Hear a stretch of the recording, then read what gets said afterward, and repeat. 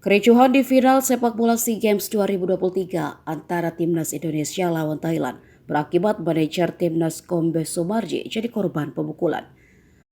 Kedua kubu bentrok sesaat Timnas Thailand menyamakan kedudukan pada menit 98 menjadi 2-2. Kericuhan berawal ketika laga Timnas Indonesia U22 versus Thailand harus dilanjutkan ke babak extra time. Thailand mampu menyamakan skor menjadi 2-2 di penghujung babak kedua. Setelah gol tersebut, kericuhan pun terjadi di bench kedua tim. Tampak para pemain dan staf pelatih kedua tim saling hajar di pinggir lapangan.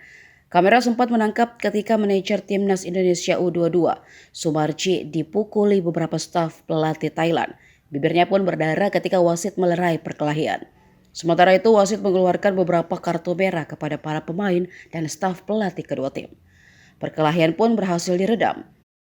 Pertandingan lalu dilanjutkan yang berakhir Indonesia menang 5-2 atas Thailand. Meski menang, netizen Indonesia sepertinya tetap tidak menerima tindakan pemukulan terhadap manajer timnas. Mereka pun ramai menyerbu akun Instagram resmi timnas Thailand. Sayangnya, kolom komentar langsung dinonaktifkan.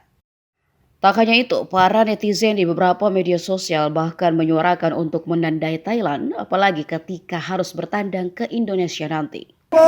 Dan Marji kena pukul ternyata. Iya, berantem saya begini-gini. Ya. Dan saya pukul Langsung kena pukul dan Marji ya. langsung jatuh saya. Oke, itu bukti dari. Oke, jangan Marji.